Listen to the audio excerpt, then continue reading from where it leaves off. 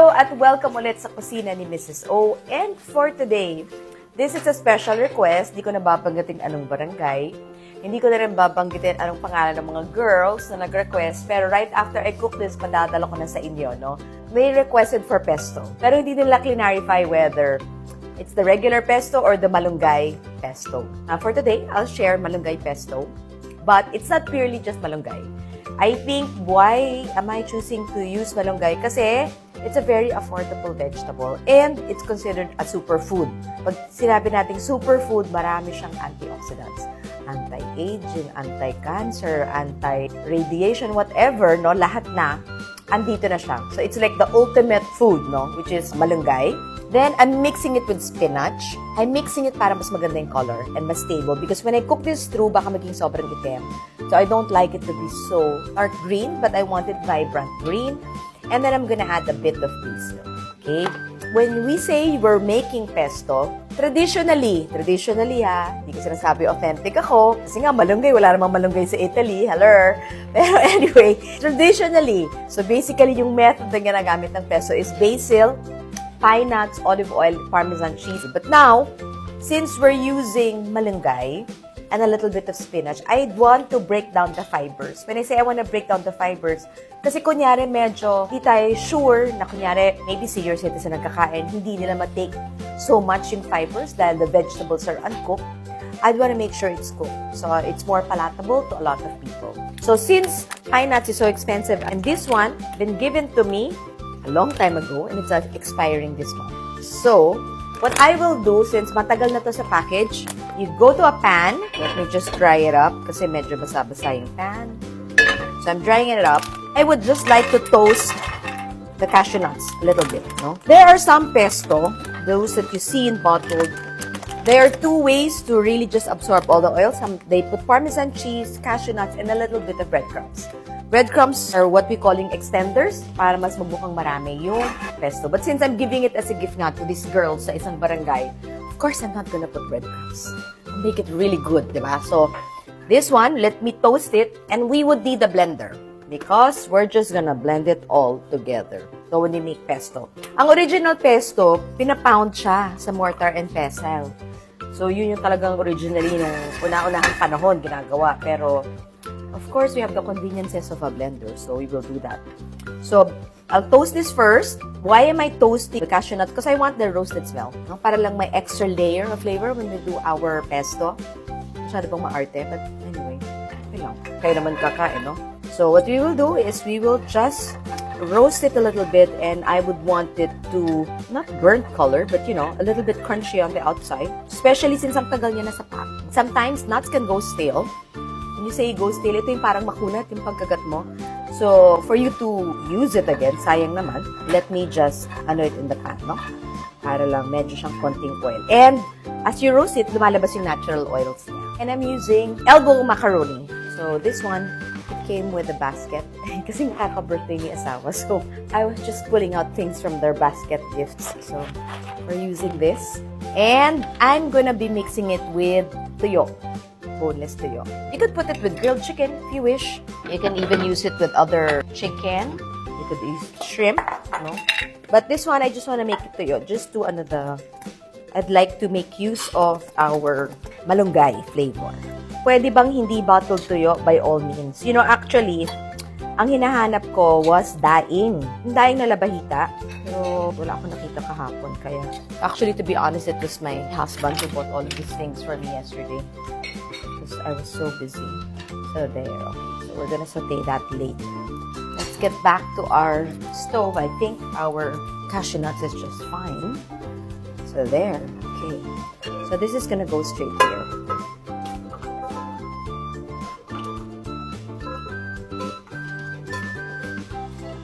So apologies that I don't think so we can have a pesto if it's not olive oil. There's really no. Maybe you can use canola oil. That's one way to do it. Traditionally, ang pesto walang onions, ha? But why am I adding onions? Because I want to enhance the flavor of the spinach. So I'm putting it there. Malunggay. Yeah, I'm gonna add it. we're just gonna saute it really quick just to make sure to break down the fibers para mas digestible any age. The basil, I'm gonna put straight here. The basil kasi meron akong plant na basil. Can you use dried? I highly suggest if you're gonna use dried herbs, please cook it first, saute it first. So look at that, no? So that's what we're after. So it's just really a quick stir fry. You know, like, I guess a minute and a half. There, kaninang dami-dami niya. Tapos ngayon, ubos na. Konti na lang. Diba? There you go. I am scraping off dahil ang konti na bigla ng malunggay. Okay. Side na naman oil. So we're gonna be reusing this pan because after you cook it, you're gonna mix it with your tuyo. Appreciate the effort kasi ang liit ng malunggay. Diba?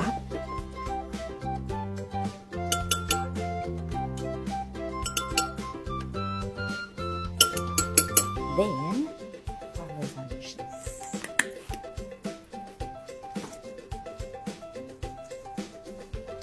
Parmesan cheese. Olive oil. Some olive oil. So sometimes, if you want to cheat, pwedeng kalahating amount lang ng Parmesan cheese and you can add already the breadcrumbs. That's one way to do it, to lower the cost. There you go. I'm just pulsing it kasi malalaki pa yung pieces ng cashew nuts. So I think I need a little bit of pulse there.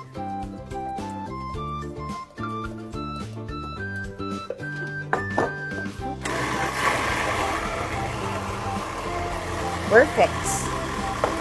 And now that this is boiling, let me just put my pasta. Very small. So this is gonna...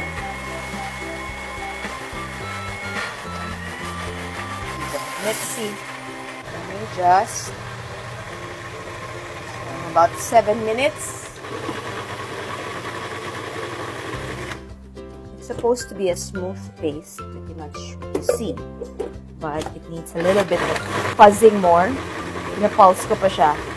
Just to make sure madurog lahat ng cashew nuts. So look at it. Yan. Bango. It smells good. So, we're waiting for our pasta to get cooked.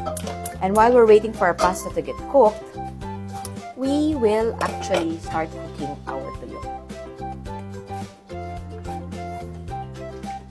With this one, ito, you don't want it naman na sobrang malaki yung slice. You'd want the tuyo to be bits and pieces. Kasi, syempre, maalat siya eh. Careful tayo. But, you want a lot of it. Kasi that's where the saltiness of the dish will come from. So, you want to cut it into bits. Make sure to use kitchen scissors ha. Hindi scissors pang papel. It's not hygienic. Hello? Inubos ko na isang bote ng tuyo. Wala na akong chaparado bukas.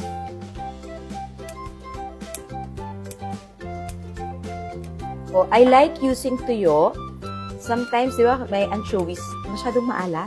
Okay lang yan kahit na tutulo yung oil galing sa bote. Kasi oily din naman yung ginagawa natin.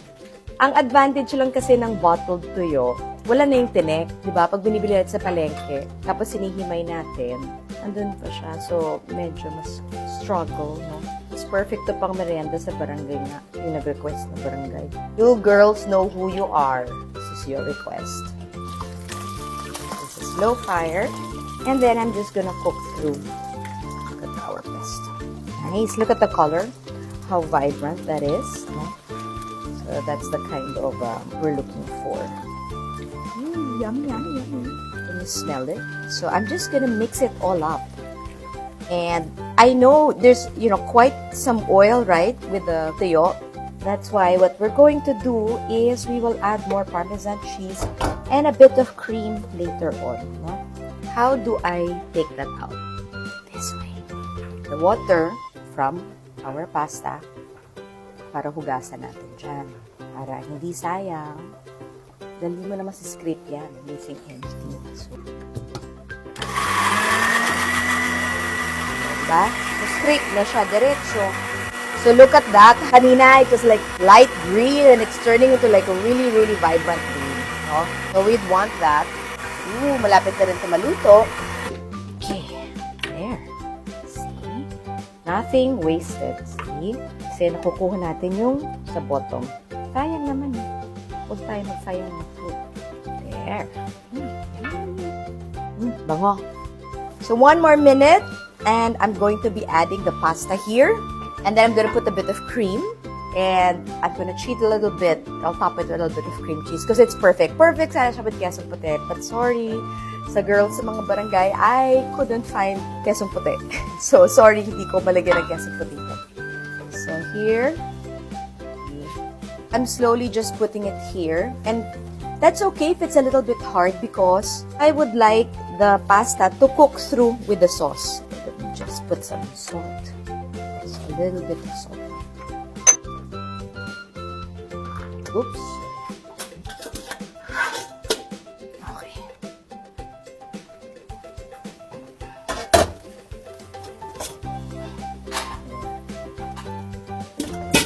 I didn't put it all first because I want to make sure every pasta is coated. I want it ma-sauce. So this is your pesto malunggay with tuyo. So I hope na-enjoy nila. So here, I put a really generous portion of tuyo para every bite ng pasta meron tayong tuyo. Kasi you have to remember, hindi naman ganun ka-salty yung ating pesto, right? So I'm just gonna add some cream here. So we'd want it to blend together. Para mas ma-absorb pa niya yung oil. No? Look at that. And you know, it's getting heavier as I stir it together.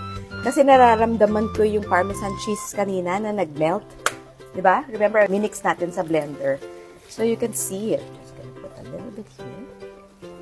Let me just taste the saltiness na ito.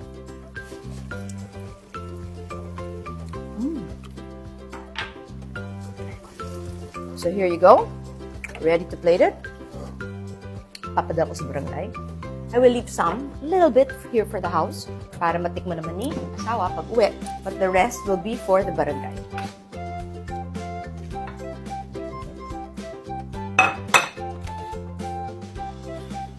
There. Look at that. It's medyo clumping together. And the reason why it's clumping together, it's because of the melted Parmesan cheese. No? And that's why I added a little bit of cream para sa ganon, ma-absorb niya yung oil. No? So can you see all the bits of the tuyo? And we're gonna add some cream cheese. Why am I adding cream cheese? Because hindi ako nakahanap ng quesong puti. Parang feeling ko lang, it will just really blend well with the flavor and that's what we're after. No? So how do we do this? Just get 2 teaspoons. Parang I'm mimicking. Para matigman mamaya. I'm mimicking our quesong puti. But of course, it cannot replace quesong puti. But yun, I just wanted that extra flavor. And it's ready. Ready.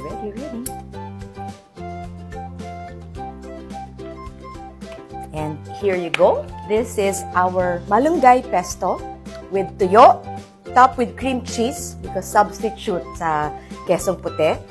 I hope the girls in the barangay will enjoy this. And I hope to see you soon. Enjoy this for your merienda. Bye! See you soon!